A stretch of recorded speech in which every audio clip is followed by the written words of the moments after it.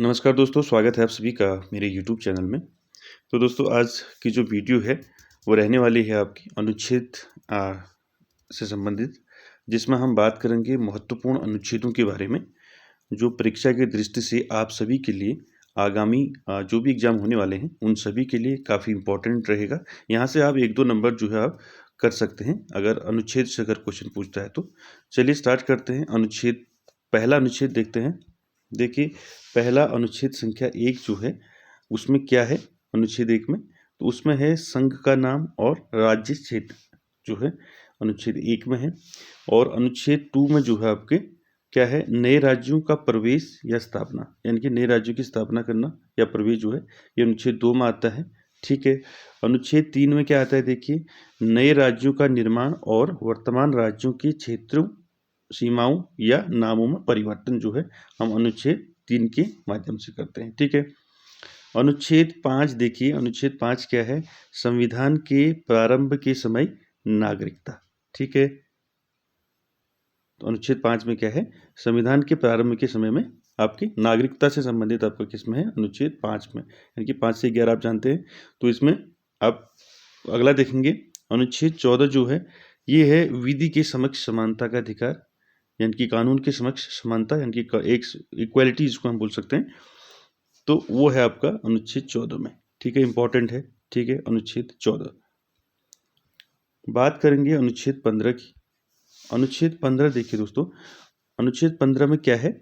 धर्म, मूल वंश, जाति, लिंग या जन्मस्थान के आधार पर विभेद का प्रतिषेध, यानी कि इनके धर्म, आपका मूल वंश, जाति, लिंग और जन्मस्थान के आधार पर जो मतभेद है उसका प्रतिषेध करता है अनुच्छेद 15। ठीक है।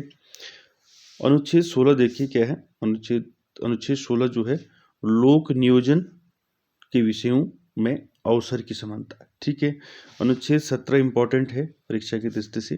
अनुच्छेद 17 क्या है? अस्पृश्यता का अंत। ठीक है।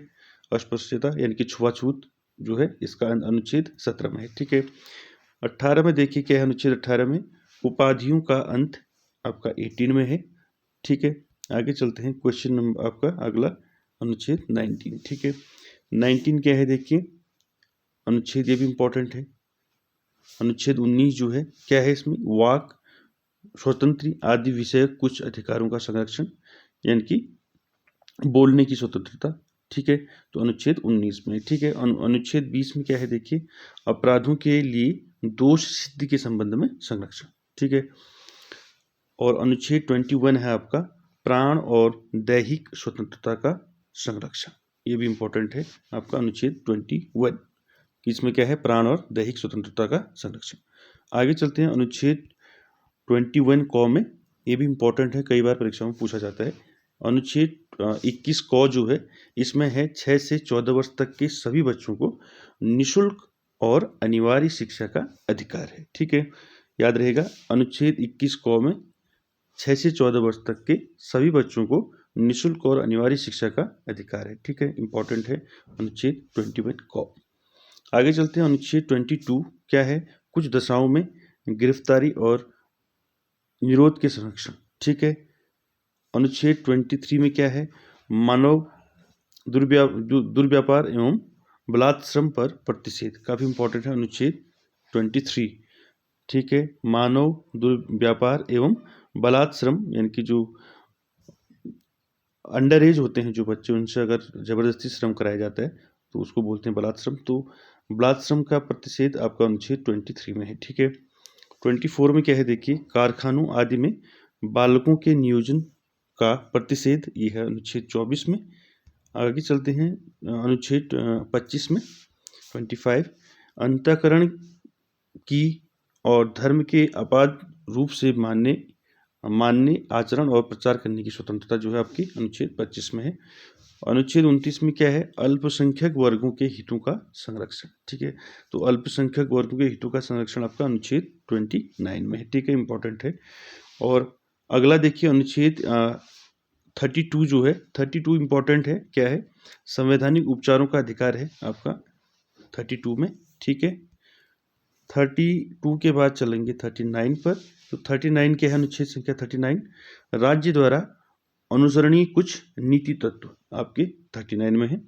और 39 क में क्या है, देखिए अनुच्छेद 39 क में समान न्याय तथा निःशुल्क विधिक सहायता। ठीक है, आगे चलते हैं अनुच्छेद 40 पर, इंपॉर्टेंट है अनुच्छेद 40 ग्राम पंचायतों की स्थापना का प्रावधान आपका किसमें है, अनुच्छेद 40 में है। ठीक है, इंपॉर्टेंट है अनुच्छेद 40। ठीक है, आगे चलते हैं अनुच्छेद 41 पर 41 कुछ दशाओं में काम, शिक्षा और लोक सहायता पाने का अधिकार अनुच्छेद 41 में है। अगला देखिए इंपॉर्टेंट है अनुच्छेद, रिसेंटली आपका एग्जाम में पूछा था, अनुच्छेद 44 जो है, क्या है अनुच्छेद 44 में, नागरिकों के लिए आपका एक समान सिविल संहिता का प्रावधान, यानी कि यूनिफॉर्म सिविल कोड का जो प्रावधान है वो है अनुच्छेद 44 पर। ठीक है, 44 पर ये आया है क्वेश्चन रिसेंटली जो है। ठीक है, आगे चलते हैं 45 पर। 45 क्या है अनुच्छेद, देखिए 6 वर्ष से कम आयु के बच्चों की बाल्यावस्था की देखभाल और शिक्षा के लिए प्रावधान है आपका अनुच्छेद 45 में। ठीक है, 6 वर्ष से कम। ठीक है, उसके बाद देखिए 48 क क्या है, 48 क है पर्यावरण का संरक्षण और संवर्धन एवं वन तथा वन्य जीवों की रक्षा, जो है आपका अनुच्छेद 48 क में आता है। ठीक है, आगे देखिए अनुच्छेद 50 अनुच्छेद 50 क्या है, कार्यपालिका से न्यायपालिका का पृथक्करण, जो है आपका अनुच्छेद 50 में है। और अनुच्छेद 51 में क्या है, अंतर्राष्ट्रीय शांति और सुरक्षा की अभिवृद्धि। ठीक है, अनुच्छेद 51 में। आगे चलते हैं अनुच्छेद 51 क क्या है, आप सभी जानते हैं, कई बार परीक्षा में पूछा गया है। अनुच्छेद 51 क मूल कर्तव्य है। ठीक है, आगे चलते हैं अनुच्छेद 52 पर। अनुच्छेद 52 में क्या है, भारत का राष्ट्रपति जो है अनुच्छेद 52 में आता है। अनुच्छेद 55 में जो है आपका राष्ट्रपति की निर्वाचन की पद्धति है, 55 में काफ़ी इंपॉर्टेंट है, राष्ट्रपति की निर्वाचन की पद्धति अनुच्छेद 55 में, और 52 में राष्ट्रपति, भारत का राष्ट्रपति का वर्णन है। ठीक है, और अनुच्छेद 57 क्या है, पुनः निर्वाचन के लिए पात्रता, यानी कि आपका जो री इलेक्शन होता है, दोबारा इलेक्शन होता है। ठीक है, आगे देखिए अनुच्छेद 58 में क्या है, राष्ट्रपति पद की योग्यता से संबंधित जो है प्रावधान आपके किसमें, अनुच्छेद 58 में। ठीक है, तो देखिए अनुच्छेद 52 ऊपर से देख लीजिए एक बार, इंपॉर्टेंट है ये। देखिए 52 से लेके, देखिए 52 इसमें राष्ट्रपति है भारत का, 55 में राष्ट्रपति का निर्वाचन की इसकी पद्धति है, 57 है पुनः निर्वाचन। ठीक है, और 58 में राष्ट्रपति पद की योग्यता। ठीक है, आगे चलते हैं 58 के बाद 60 पर चलते हैं। ठीक है, 60 क्या है, देखिए अनुच्छेद 60 में क्या है, राष्ट्रपति द्वारा शपथ या प्रतिज्ञान, जो है आपका राष्ट्रपति का शपथ या प्रतिज्ञान जो है अनुच्छेद 60 में है। 61 काफ़ी इंपॉर्टेंट है अनुच्छेद, कई बार परीक्षा में पूछा गया है। तो राष्ट्रपति पर चलाई जाने वाली महाभियोग की प्रक्रिया जो है, महाभियोग किस कौन से अनुच्छेद में लगता है, राष्ट्रपति पर, अनुच्छेद 61। ठीक है, अनुच्छेद आपका 66 में क्या है, उपराष्ट्रपति का निर्वाचन है। ठीक है, 66 में।